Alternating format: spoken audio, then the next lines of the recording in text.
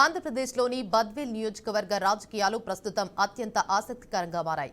వైఎస్ఆర్ కాంగ్రెస్ పార్టీకి కంచుకోటగా ఉన్న ఈ ప్రాంతాన్ని ఎలాగైనా దక్కించుకోవాలని టీడీపీ వ్యూహాలు రచిస్తోంది.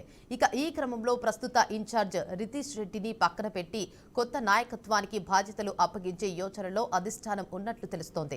గడిచిన 6 ఎన్నికలుగా ఎదురవుతున్న పరాజయాలకు చెక్ పెట్టడమే లక్ష్యంగా టీడీపీ అడుగులు వేస్తోంది. దీంతో వారం రోజుల్లో బద్వేల్ కొత్త ఇన్ఛార్జ్ ఎవరనే దానిపై అధికారిక ప్రకటన వెలువడే అవకాశం ఉంది. ఒకప్పుడు బద్వేల్ నియోజకవర్గం తెలుగుదేశం పార్టీకి బలమైన కోటగా ఉండేది. దివంగత నేత వీరారెడ్డి హయాంలో ఇక్కడ టీడీపీ తిరుగులేని శక్తిగా వెలుగొందింది. అయితే గత 6 ఎన్నికల నుంచి పరిస్థితులు పూర్తిగా మారిపోయాయి. తొలుత కాంగ్రెస్, ఆ తర్వాత వైఎస్ఆర్ కాంగ్రెస్ పార్టీలు ఇక్కడ పాగా వేశాయి. దీంతో పులివెందుల తర్వాత బద్వేల్ను వైసీపీ తన రెండో కంచుకోటగా మార్చుకుంది. ప్రస్తుతానికి ఇక్కడ వైసీపీ ఎమ్మెల్యే ప్రాతినిధ్యం వహిస్తుండగా టీడీపీ తన పూర్వ వైభవాన్ని చాటుకోవడానికి తీవ్రంగా శ్రమిస్తోంది. బద్వేల్ నియోజకవర్గంలో వీరారెడ్డి కుటుంబానికి టీడీపీ అధిష్టానం ఎప్పుడూ ప్రాధాన్యతనిస్తూనే వచ్చింది. ఈ క్రమంలోనే ప్రస్తుత ఇన్ఛార్జ్ రితీష్ రెడ్డికి కూడా పార్టీ అండగా నిలిచింది. అంతేకాకుండా మంత్రి ఆనం రామనారాయణ రెడ్డికి వీరారెడ్డి కుటుంబం దగ్గరి బంధువులు కావడంతో పరోక్షంగా కొంత సానుకూలత ఏర్పడింది. అయితే వరుసగా 6 పర్యాయాలు ఓటమి పాలు కావడంతో చంద్రబాబు నాయుడు నేతృత్వంలోని నాయకత్వం ఈసారి కఠిన నిర్ణయం తీసుకునే దిశగా అడుగులు వేస్తుంది. సానుభూతి కంటే గెలుపు గుర్రాలకే ప్రాధాన్యత ఇవ్వాలని పార్టీ భావిస్తోంది. ప్రస్తుత కడప డీసీసీబీకి చైర్మన్ ప్రముఖ రైల్వే కాంట్రాక్టర్ మంచూరు సూర్యనారాయణ రెడ్డి పేరు బద్వేల్ రాజకీయాల్లో ప్రముఖంగా వినిపిస్తోంది. గతేడాది చివరిలో టీడీపీ నిర్వహించిన ఐబీఆర్ఎస్ సర్వేలో రితీష్ రెడ్డితో పాటు సూర్యనారాయణ రెడ్డి పేరును కూడా ప్రజల ముందుకు తీసుకెళ్లారు.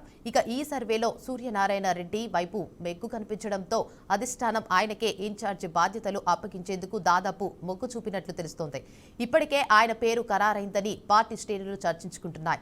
మరోవైపు కొత్త ఇన్ఛార్జ్ మార్పు వార్తలతో బద్వేల్ టీడీపీలో అంతర్గత విభేదాలు బయటపడ్డాయి. దీంతో ఇన్నాళ్లు కలిసి తిరిగి రితీష్ రెడ్డి, సూర్యనారాయణ రెడ్డిల మధ్య ఇప్పుడు దూరం పెరిగింది. నియోజకవర్గంలో రితీష్ రెడ్డి వర్సెస్ సూర్యనారాయణ రెడ్డి అన్నట్లుగా వర్గపోరు మొదలైంది. ఒక వర్గం పాత నాయకత్వాన్ని కోరుకుంటుండగా మెజారిటీ కేడర్ మార్పును కోరుకుంటూ సూర్యనారాయణ రెడ్డి పంచనా చేరుతున్నారు. దీంతో సాధారణ కార్యకర్తలు ఎటు వెళ్లాలో తెలియక అయోమయంలో పడ్డారు.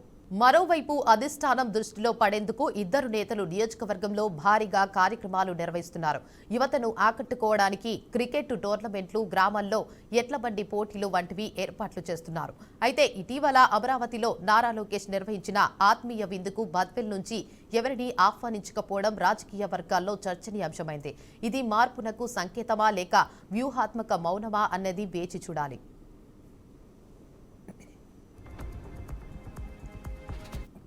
చేసుకుంటూ పోతుంటే మా గవర్నమెంట్ మీద ఇలా వైసీపీ వాళ్ళు కనీసం 11 మంది గెలుస్తున్నారు. ఆ 11 మంది కూడా మన శాసనసభకు రాకన్నా అక్కడ తాడేపల్లి ప్యాలెస్లో కూర్చొని ఏదేదో ఇష్టానుసారంగా అవాకులు చెవాకులు పేలుతూ గవర్నమెంట్ నిందలు వేసే కార్యక్రమం చేసుకొని అది మానుకోవాలని వాళ్ళకు నేను కోరుకుంటున్నాను. ఎందుకంటే ఏమన్నా డెవలప్మెంట్ ఉంటే మీరు ఇక్కడ రండి, మీరు అక్కడే చర్చించండి, శాసనసభకు రమ్మని మనం ఎన్నోసార్లు చెప్పాం.